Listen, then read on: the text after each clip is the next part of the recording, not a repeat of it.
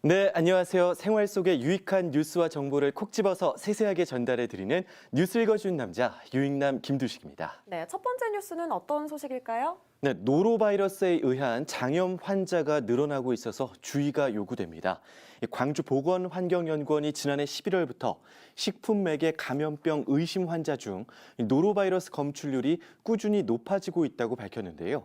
올해 첫 주에는 검출률이 39%를 넘긴 것으로 나타났습니다. 네, 그렇다면 이 노로바이러스에 감염되는 그 경로하고요, 증상을 자세하게 말씀을 해주시죠. 네, 이 노로바이러스 감염증은 오염된 물, 그리고 어패류, 채소류를 섭취했거나 환자 간의 접촉을 통해서 사람 간의 전파가 가능한 감염병입니다.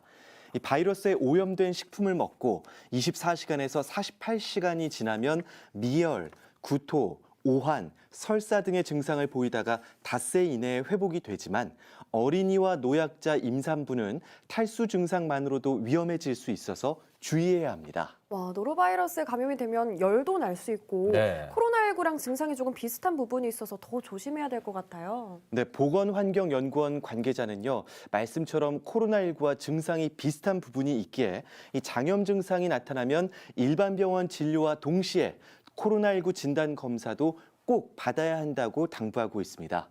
이 코로나19 바이러스와는 달리 노로바이러스는 알코올 소독제에도 살아남을 수 있어서 흐르는 물에 비누로 손을 30초 이상 충분히 씻어야 하고 조리기구는 뜨거운 물 또는 살균 소독제로 소독한 후에 세척해야 합니다. 네, 이 마스크 착용이나 손 씻기, 그러니까 기본을 잘 지켜야 네. 코로나19 바이러스와 그리고 노로바이러스를 방지할 수가 있을 것 같습니다. 자, 두 번째로 읽어줄 뉴스 전해주시죠. 네, 광주 전남 소재 대학들이 2022학년도 정시 모집 원서 접수를 마감한 결과 이 국립대인 전남대학교에서도 미달 학과들이 나왔습니다.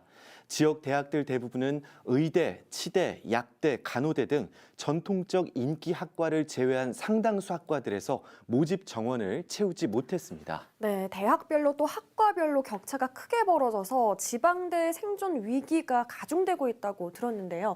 어떤 상황인지 좀 자세히 들어볼까요? 네, 우선 전남대는 올해 총 3.92대 1의 경쟁률을 보여서 작년 2.9대 1보다는 작년 2.7대 1보다는 다소 높아졌습니다. 하지만 광주 캠퍼스 국악작곡 이론 전공, 또 여수 캠퍼스 해양융합과학과, 해양바이오식품학과에서 각 한 명씩 미달이 됐습니다. 미달자가 총 3명으로 많지는 않지만 전남대 정시 모집에서 미달 학과가 복수로 나온 건 처음으로 전해집니다. 조선대는 미대 회화학부와 공연예술무용학과에서만 미달이 나왔는데요. 전체 경쟁률이 2.95대 1로 높다고 볼 수는 없는 상황입니다. 광주대, 동신대, 호남대는 의료, 건축, 유아교육 관련 학과를 제외하고는 미달이 속출했습니다. 네, 지역 교육계에서는 경쟁률이 3대 1 이하일 경우는 사실상 미달로 판단하는데 그 이유가 있을 것 같습니다. 네, 그렇습니다. 3대 1 이하의 경쟁률의 경우에는 향후 입학 등록 과정에서 다른 학교로의 그 추가 등록을 하는 경우도 있어서 3대 1 이하에는 사실상 미달이라고 보고 있습니다. 네. 같은 점수라도 기왕이면 수도권 소재 대학으로 가보자는 학생들이 많기 때문인데요. 지역 교육계 관계자는 취업 경쟁력이 강한 학과들만 살아남고 인문, 사회, 철학 학과들은 지속적으로 도태될 것이다. 앞으로 지역 대학들은 점점 더 어려워질 것이라고 전망했습니다. 네, 우리 청년들이 나고 자란 고향에서 공부를 마치고 또 취업까지 할 수 있는 그런 현실이 정말 기다려지는데요. 네. 우리 지역 대학뿐만 아니라 우리 지역의 산업도 같이 상생할 수 있는 그런 대책이, 실효성 있는 대책이 꼭 필요한 상황인 것 같아요. 오늘 마지막 뉴스는 아주 따뜻한 소식이던데요. 그렇습니다. 마음이 따뜻해지는 두 개의 뉴스를 읽어드릴 텐데요. 먼저 교통사고 현장을 목격한 한 시민이 정신을 잃고 쓰러진 그 차량 운전자의 생명을 구했다는 소식입니다. 지난달 21일 오후 1시께 광주 서구의 한 이면도로에서 교통사고가 발생했는데요. 서구 상무 1동 주민자치위원장 장성우 씨는 사고 장면을 목격한 직후 운전 중이던 차량을 세우고 현장으로 다가갔습니다. 이후 호흡과 의식이 희미한 50대 운전자를 차량 밖으로 끌어냈고 10분가량 심폐소생술을 해서 의식을 되찾게 하고 손발을 거듭 주무르며 혈액순환을 도왔습니다.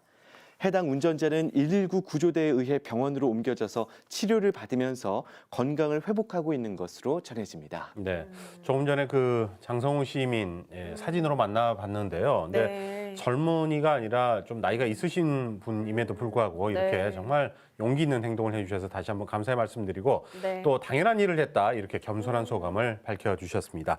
자, 두 번째 칭찬의 주인공, 두 번째 미담 전해주시죠. 네, 두 번째는 광주의 한 경찰관이 교통사고 현장에 뛰어들어서 시민을 구했다는 소식입니다. 동부경찰서 박석홍 경사가 그 주인공인데요. 지난달 15일 새벽 1시께 광주 북구 중흥동에서 교통사고가 났고 그 전복된 승용차 안에 넘어진 승용차 안에 운전자가 갇혀 있었습니다. 박 경사는 다른 업무를 마치고 복귀하던 중 사고 현장을 목격했고요. 북부경찰서 관할에 어떤 신고도 접수되지 않은 상황이었지만 현장으로 달려가서 운전석의 차 유리를 3단봉으로 깨고 운전자를 차 밖으로 끌어당겨서 운전자를 구조해냈습니다. 방금 네. 화면으로도 보셨지만 당시에 그 차량 안에 연기가 가득 차고 정말 위험한 상황이었다고 그렇습니다. 합니다. 그런 상황에서도 뛰어나서서 시민을 구한 우리 박석홍 경사님께 다시 한번 정말 대단하시다고 박수를 이렇게 보내드리고 네. 싶고요. 네, 오늘 유익남 소식은 이렇게 마치도록 하겠습니다. 고맙습니다. 고맙습니다.